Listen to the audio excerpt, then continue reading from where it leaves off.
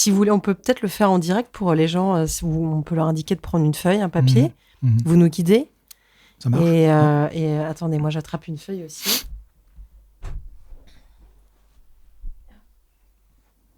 Et on pourra demander aux gens d'écrire dans les commentaires ce qu'ils ont trouvé. Et de jouer le jeu. D'être honnête.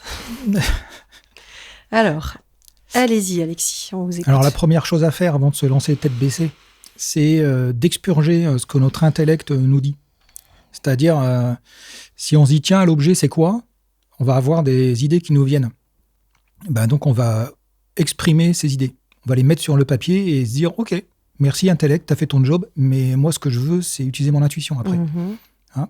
Et en fait, en faisant ça, ça nous évite de tomber dans des pièges quand on va commencer à intuiter. Et le fait de le noter, ça soulage en fait. Une fois c'est écrit, on n'a plus à y retourner. Plus on exprime, mieux c'est. Alors on pourrait faire un dessin, le noter, on pourrait faire des gestes, on pourrait danser le truc, enfin peu importe. L'idée c'est d'exprimer et ça va aider à expurger. Ok. Bon, ça c'est connu dans tous les domaines, en thérapie ou autre. Donc voilà, l'idée c'est de se questionner pour prendre conscience des idées a priori, des idées préconçues qu'on a sur l'objet et puis noter et mettre de côté. Ok. Et de se dire, c'est peut-être que c'est ça, peut-être que c'est pas ça. Okay, on n'en sait rien, en fait. Et ce qui va nous intéresser ici et maintenant, c'est de savoir comment est l'objet. Okay. Parce que comment, c'est la question la plus ouverte qui existe. Et nous, ce qu'on veut, c'est un max d'infos. Donc, on va se poser une question ouverte. Ok. Observez, regardez l'objet. Cet objet, là où les formes, c'est comment ? Prenez conscience de là où des formes de l'objet. Notez, et vous pouvez faire un petit croquis, ou 2 petits croquis, ou 3 petits croquis. C'est un croquis par forme. Là, on n'est pas en train de faire le croquis de l'objet, on fait le croquis de là où des formes que vous venez de percevoir. De nouveau, observez, regardez. L'objet, il a probablement une ou des couleurs. Notez ce que vous vient à l'esprit comme couleur. Notez juste.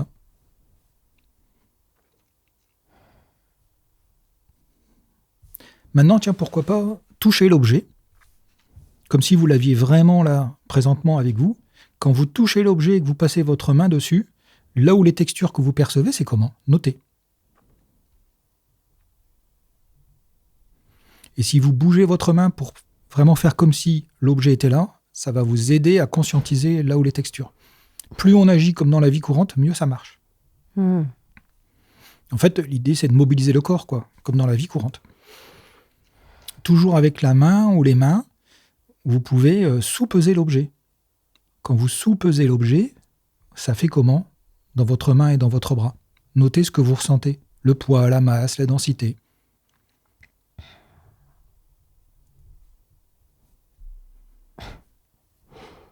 De nouveau, toujours avec la main ou les mains, vous pouvez appuyer ou tapoter sur l'objet pour savoir comment il est en termes de dureté ou de mollesse. Quand vous appuyez ou vous tapez sur l'objet, ça fait comment ?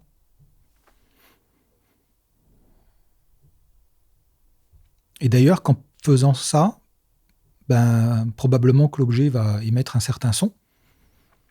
Le son, il est comment ? Et d'ailleurs, si vous rapprochez l'oreille de l'objet, peut-être que l'objet produit du son en tant que tel. Si c'est le cas, c'est comment le son ? Et si c'est insonore, c'est insonore. Vous pouvez maintenant, pourquoi pas, sentir l'objet. Quand vous respirez, vous inspirez, vous sentez l'objet, ça fait comment dans vos narines ? Notez. Notez juste tout ce qui vient.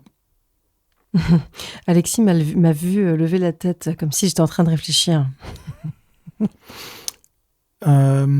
Peut-être que tout à l'heure, ou là, vous avez l'idée de ce que ça peut être comme objet, ou des parties de l'objet.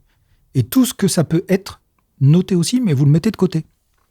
C'est l'intellect, en fait, qui fait son job, c'est normal. Et peut-être que ce qu'il nous dit là, c'est vrai, ou peut-être que c'est pas vrai. Donc on prend en compte, mais on met de côté, parce que ce qu'on veut, c'est l'intuition, c'est pas l'intellect. Et on revient dans son corps. Revenez dans votre corps, et pourquoi pas maintenant, vous prenez un bout de l'objet et vous le mettez en bouche. C'est un jeu de l'esprit, vous le mettez en bouche. Ça fait comment sur la langue ? Sur vos papilles, ça fait comment ? Notez comment sont les goûts que vous percevez.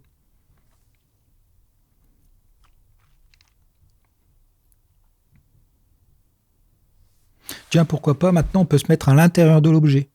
Qu'il soit creux ou plein, ça n'a aucune importance. On se met à l'intérieur de l'objet et je vous laisse prendre 5 secondes, 10 secondes pour vous poser plusieurs questions sensorielles, les couleurs, les goûts, les odeurs, les formes.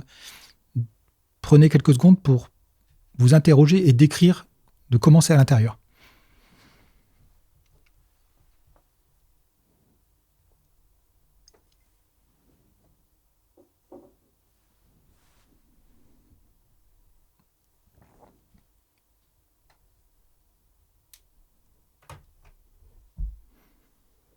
Une fois que c'est fait, dernière question. Vous revenez à l'extérieur de l'objet, vous l'observez, vous pouvez le prendre dans les mains ou la main. Par rapport à vous, l'objet, il est grand ou petit comment? La taille de l'objet par rapport à vous, elle est comment? Notez comment c'est par rapport à vous. Et vous pouvez même toucher l'objet avec vos deux mains, par exemple, pour savoir quelle taille il a.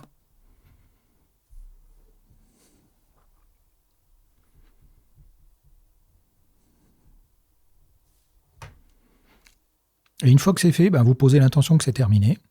Vous revenez parmi nous. Et c'est important de poser l'intention que c'est terminé. C'est aussi important que de se dire on va démarrer, quoi. C'est le fait de mobiliser en conscience l'intuition et de l'arrêter en conscience. Est-ce que c'est utile aussi quand on est professionnel de mettre une fin pour éviter que, par exemple, quand vous travaillez sur des affaires typiquement judiciaires, oui. Ça vienne vous hanter, oui. C'est pas le bon mot, mais en tout cas Aussi, vous embêter dans votre vie courante. Oui. Ouais. C'est-à-dire qu'on ferme. Voilà.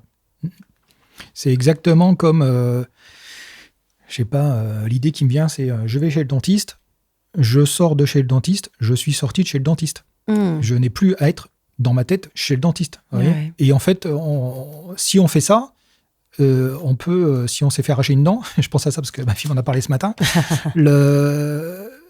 on peut continuer à vivre le truc d'une certaine manière, alors qu'en fait, on n'y est plus, quoi. Donc, et donc, faire ce qu'on fait dans la vie courante, on change de lieu, on change de moment, tac. C'est important de faire ça, parce que, exactement pour les raisons que vous dites, et aussi pour l'autre raison que j'ai un peu évoquée là, c'est que l'idée, c'est de déclencher à volonté et de fermer à volonté. En fait, vous contrôlez le non-contrôle, quoi. C'est ça, on contrôle, on va dire. Je vous montre. Ah oui. Alors, un point important. Pour l'objectivation. Voilà. Et un point important, c'est d'être neutre. C'est-à-dire que ça peut être un moment qui est émotionnant. Oui, parce qu'on veut y arriver. Voilà. L'idée, c'est éviter ça. Et parce que, notamment, éviter de se juger de manière trop rapide. Soit, c'est une tendance classique, c'est de se flageller, quoi. Ah, mais non, ce que j'ai fait, c'est naze et tout. Ou au contraire, c'est trop bien, alors qu'on a mis 3 infos, quoi. Okay. Donc, c'est de rester neutre et honnête avec soi-même, de faire une passe, d'analyser. Bon, ça va être rapide, mais d'analyser objectivement. Et seulement après, si vous êtes content, tout, ouais, c'est super et tout. Et si vous n'êtes pas vraiment satisfait, vous restez neutre. C'est très important. C'est mettre de l'émotion, c'est contrôler l'émotionnel, là. C'est-à-dire générer de l'émotionnel quand c'est positif et de rester neutre quand ça ne l'est pas. Un bon conseil pour la vie, somme toute, Alexis. Tout à fait. Tout à l'heure, on parlait des sportifs, des sportives. Au haut niveau, c'est ça qui est fait. C'est ce qu'on appelle le mental, quoi. Enfin, ça fait une partie du mental. Allez. Roulement de tambour. Ouais.